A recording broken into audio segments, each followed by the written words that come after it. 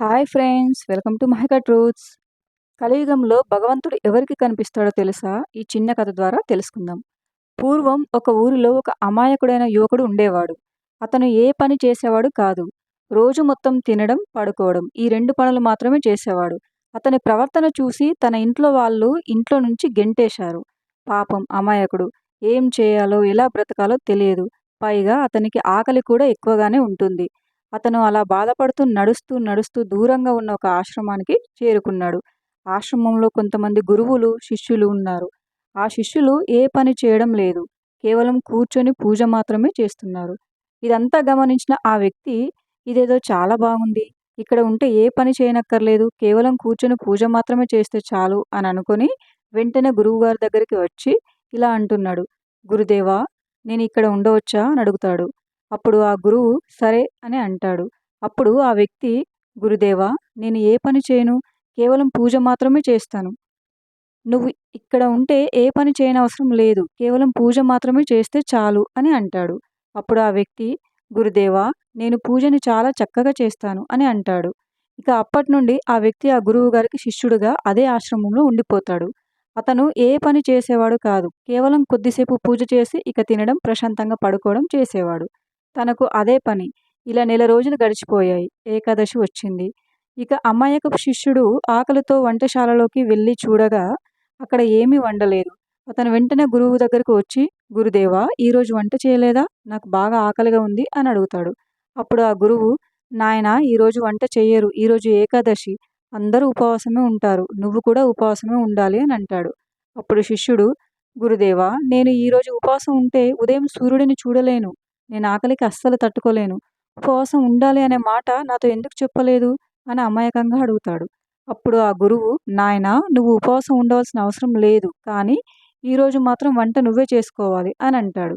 ఇక చేసేదేం లేక వంట చేసుకోవడానికి వంటశాలలో అతని వెంట గురువుగారు వచ్చి, నాయనా, నువ్వు వంట చేసుకుంటే ముందుగా శ్రీరాముల వారికి నైవేద్యం సమర్పించు. ఆ తర్వాత నువ్వు భుజించు. వంట సామాగ్రిని అంతా తీసుకొని పక్కన ఉన్న నది ఒడ్డుకు వెళ్ళి అక్కడ వంట చేసుకో. కానీ శ్రీరామునికి నైవేద్యం మాత్రం మర్చిపోకని చెప్తారు. ఆ తర్వాత వంట సామాగ్రి, కర్రలు, పాత్రలు అన్నింటిని తీసుకొని నది ఒడ్డుకి చేరుకొని వంట చేసుకొని తిందామని కూర్చున్నారు. ఒక్కసారిగా గురువుగారు చెప్పిన మాటలు గుర్తుకు వస్తాయి. గురువుగారు భోజనం వండిన తర్వాత శ్రీరాముల వారికి నైవేద్యం పెట్టమన్నారు. అయ్యో, మర్చిపోయాను అంటూ శ్రీరాముల వారిని పిలవడం మొదలుపెట్టాడు. రామయ్య, రామయ్య, వచ్చి తినిపో అంటూ పిలుస్తున్నాడు. తను ఎంత పిలిచినా అక్కడ ఎవ్వరు కనబడడం లేదు. తనకేమో బాగా ఆకలివేస్తుంది. అమాయకుడైన తనకి శ్రీరాముడు అక్కడికి రాడు అని తెలియదు. కానీ గురువుగారు తనకు చెప్పాడు కాబట్టి శ్రీరాముల వారు అక్కడికి వస్తాడు అని అనుకుంటున్నాడు.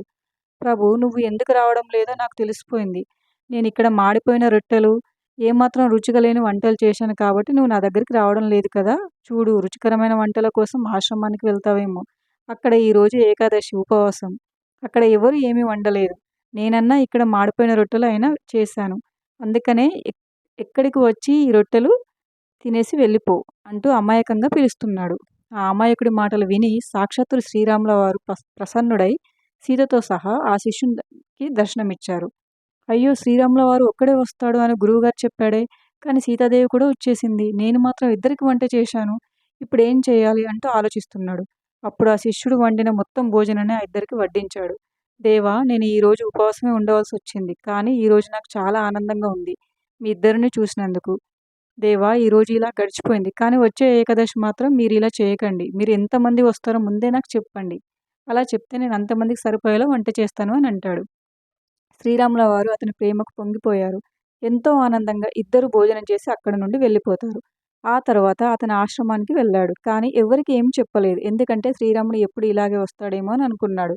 అలా కొన్ని రోజులు గడిచిపోయాయి. మళ్ళీ ఏకాదశి రానే వచ్చింది. ఇక శిష్యుడు నేరుగా గురువుగారి దగ్గరికి వెళ్ళి, గురువుగారు, నేను వండుకోవడానికి వెళ్తున్నాను. కానీ ఈసారి కొద్దిగా ఎక్కువగా సరుకులు ఇవ్వండి. అక్కడ ఒకరిద్దరు వస్తున్నారు అని అంటాడు. అప్పుడు గురువుగారు పాపం తనకి బాగా ఆకలి వేస్తుందేమో అని అనుకొని, అందుకే తనకు భోజనం సరిపోవడం లేదేమో అని అనుకొని, సరే తీసుకుపో అని అంటాడు. ఇక అతను అన్ని సరుకులను తీసుకొని ఆ నది ఒడ్డుకు చేరుకుంటాడు. ఈసారి ముగ్గురికి సరిపోయేలా వంట చేసి, రామయ్య, రామయ్య, రావయ్య, సీతమ్మను తీసుకునిరా, వచ్చి తినిపో అంటూ పాట పాడుతూ పిలుస్తాడు.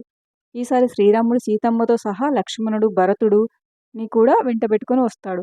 అది చూడగానే అతనికి ఏమీ అర్థం కాదు. ఒకరి కోసం వండితే ఇద్దరు వచ్చారు. ఇద్దరి కోసం వండితే మొత్తం కుటుంబమే వచ్చేసింది. నేను ఈరోజు కూడా ఉపవాసం ఉండాల్సిందే అంటూ ఆ వండిన భోజనాన్ని అందరికి సమానంగా వడ్డించి చూస్తూ కూర్చుంటాడు. అలా అతనికి తెలియకుండానే 2 ఏకాదశులు ఉపవాసం చేస్తాడు. ఆ తర్వాత అతను ఆశ్రమానికి వెళ్ళిపోయాడు. ఎప్పట్లానే మళ్ళీ ఏకాదశి రానే వచ్చింది. అతను మళ్ళీ గురువుగారి దగ్గరికి వెళ్ళి, "గురుదేవా!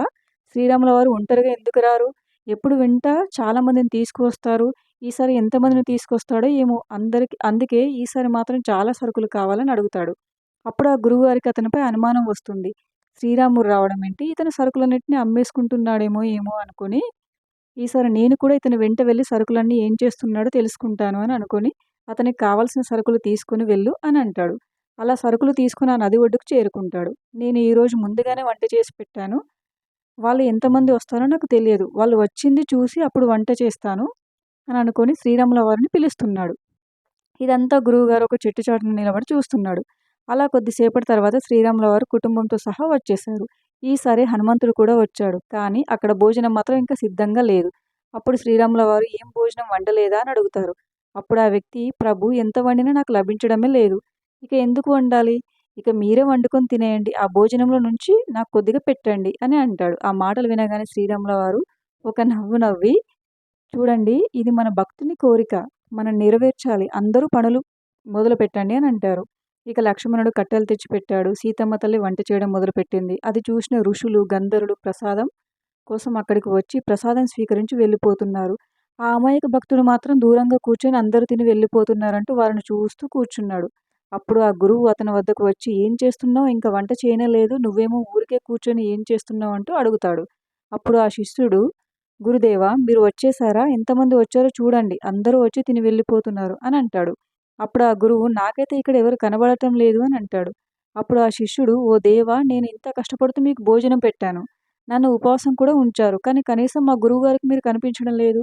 మా గురువుగారికి మీరు ఎందుకు కనిపించడం లేదు" అని అడుగుతాడు. అప్పుడు శ్రీరాముడు, "చూడు నాయనా, నేను ఆయనకు కనిపించను" అని అంటాడు. అప్పుడు శిష్యుడు, "ఎందుకు? ఆయన మహాజ్ఞాని, గొప్ప పండితుడు. ఆయనకు అన్నీ తెలుసు. అలాంటి వారికి మీరెందుకు కనిపించడం లేదు" అని అడుగుతాడు. అప్పుడు శ్రీరాముల వారు, "నాయనా, ఆయనకు అన్నీ తెలుసు. కానీ నేను వస్తానని తను నమ్మడం లేదు. పూజలు చేస్తున్నాడు. కానీ నన్ను మనసుతోటి చూడటం లేదు. తన మనసుతోటి పూర్తిగా నన్ను విశ్వసించిన వాడికి నేను తప్పకుండా కనిపిస్తాను" అని అంటాడు. అప్పుడు ఆ శిష్యుడు, "గురుదేవా! మీరు మనసులో ఆయన ఉన్నాడని పూర్తిగా విశ్వసించడం లేదంట. ఆయన వచ్చినట్టుగా నమ్మటం లేదంట. అందుకే ఆయన మీకు కనిపించడం లేదు" అని సమాధానం ఇచ్చాడు. ఆ మాటలు వినగానే గురువుగారికి కళ్ళలో నుంచి నీళ్లు కారుతున్నాయి. అయ్యో! నేను అన్ని పూజలు, వ్రతాలు చేశానే, కానీ భగవంతుడు వస్తాడని మాత్రం నమ్మలేదు. దేవుడు ఉన్నాడు అని నమ్మిన వాళ్ళకి కనిపిస్తాడు. అందుకే నీకు ఆ భగవంతుడి దర్శనం కలిగింది. నువ్వే చాలా గొప్పవాడివి అంటూ ఏడుస్తున్నాడు. వెంటనే శ్రీరాముల వారు ఆ గురువుగారికి కూడా దర్శనం ఇచ్చారు. ఆ తర్వాత గురువుగారు ఎంతో ఆనందంతో ఆ శిష్యుడిని తీసుకుని ఆశ్రమానికి బయలుదేరారు. విన్నారు గదా! దేవుడు ఉన్నాడు, ఉంటాడు. మనం ఎప్పుడైతే మనస్ఫూర్తిగా దేవుడిని వేడుకుంటే, ఆయన ఉన్నాడని నమ్మితే, దేవుడి మీద నమ్మకంతోటి మనం చేసుకుంటూ పోతే, మన పనిలో విజయం సాధిస్తాం. Thank you for watching friends. ఈ వీడియో గనుక మీకు నచ్చినట్లయితే వీడియోని లైక్ చేసి మా ఛానల్‌ని సబ్స్క్రైబ్ చేసుకోండి.